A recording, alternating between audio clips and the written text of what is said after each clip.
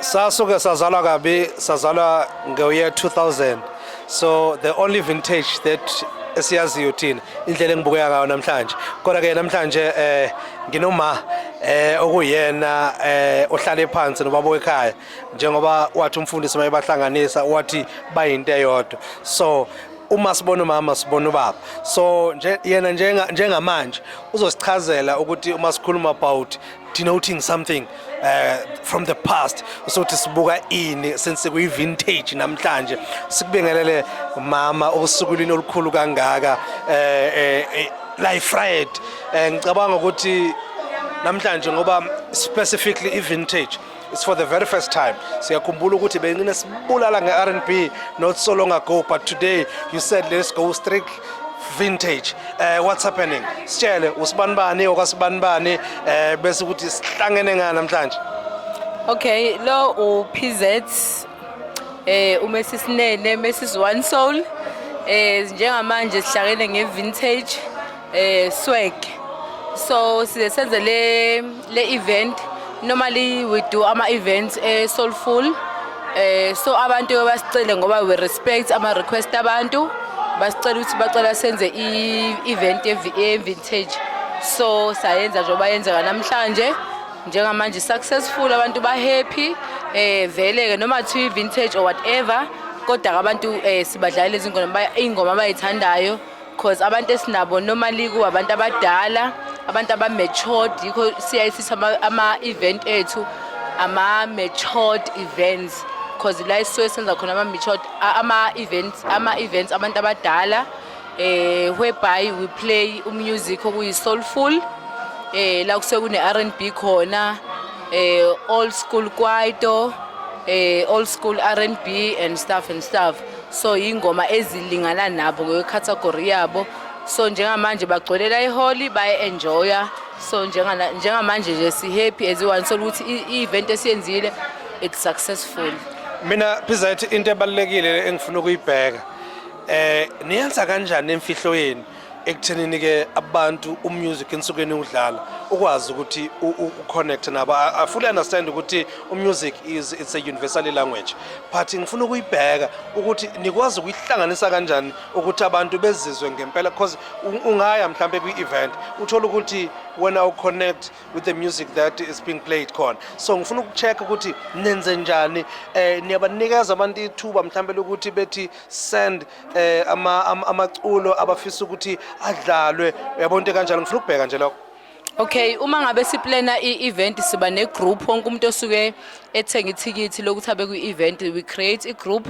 So bese sivula ke ithuba lokuthi uma kukhona ingoma ofisa ukuthi idlalelwe wena, uyayidlala leyo ngoma. Kufanele ukuthi it's a shout out ukuthi leyo ngoma idlalwe, usho uma ukuthi it's a dedication for whoever uyidedicate lo muntu. Kodwa ke okubaleka kakhulu ukuthi we have to understand ukuthi age group yabantu esibadlalelayo abantu abathanda umculo wakudala and stuff like that. So umculo wamanje lo njengoma piano and stuff asudlali because abantu abawu-understandayo ama 2K. So njengamanje event esinayo ama 2K nje asinawo la, sibuyisa lo yamculo lo ngoba kuyenze ukuthi njengesikhathi saba njengoba ku-2025 abantu abalingana namadala kunathi not necessary ukuthi abasakuthanda ukugroove, but umculo odlalayo abawu-understand. So into ezithi ama-event ethu abe successful ukuthi dlala lo wamculo wakudala, bazo-attenda, abaziyo futhi labakhona bazoba right, ayikho ingane encane ezobabuka ibajaji, babodwa nje and they are happy,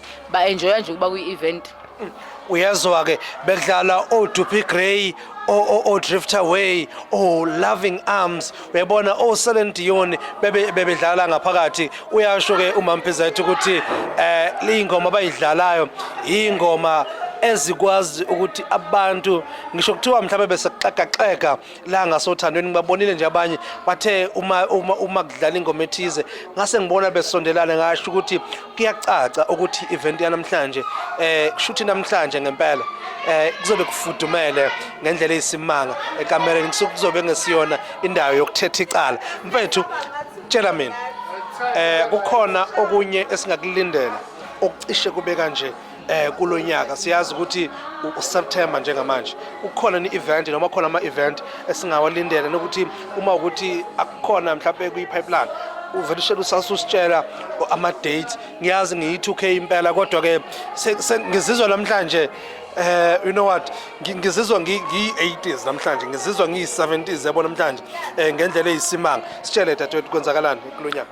Okay, kulonyaka i-event esele i-event yangomhla ka-21 December and it's gonna be a huge event and ama 2000 nawo excited ukuthi soba ne-event efana nalena cause abantu abaningi base Vryheid ababelonga here in Vryheid bahlazi bebona senza ama-events utholuthi vele ama-event esiwenzayo abekho basema-tertiary abanye bayasebenza and nje babhizi but le event yangomhla ka-21 abantu sesayi-advertiser even though ezinye izinto bengakabi confirmed nge-venue and stuff ukuthi kuphi but i-date siyazi ukuthi umhla ka-21 and abantu abaningi ba-excited even ama-2K are-excited so event esoba nayo akusiya abantu abadala kuphela ngoba i-festive wonke umuntu uzobe sekhaya siyivulele ukuthi even ama-2K abe khona so ngeke ngimenshine okukhulu ukuthi i-event izobe kuphi it's gonna be a huge surprise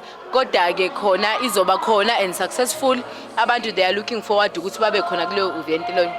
Okay, okungakusho namhlanje ukuthi danke Mqulusi so mangithi Mqulusi ngikhuluma ngawo wonke umuntu oanda iVryheid ngiyazi event yethu support abantu abaqhamuka koMondlo go Khoro and stuff banebantu abasupport like iVryheid kuphela kodwa siyabonga kakhulu iVryheid namaphethelo ukuthi nisupporte nge-event efana nalena so siyanithembisa nje nangamhla ka-21 event is gonna be the hugest event ever so ngiyazi abantu njengamanje khona sibethenge even ama-outfits because i-theme sayikhipha ukuthi u-army green so siyabonga kakhulu ukusupporta from i-event eqalayo njengamanje i-event esiyenza namhlanje it's the 3rd event esiyenzayo and onke ama-event esiwenzile they are all successful so we thank you so much engathi naqhubeka futhi uNkulunkulu anibusise njengoba nisaphuma ngobuningi benu niphinde niphume ngobuningi benu ngomhla ka-21 December sibe kuyi-festive siyabonga kakhulu iVryheid.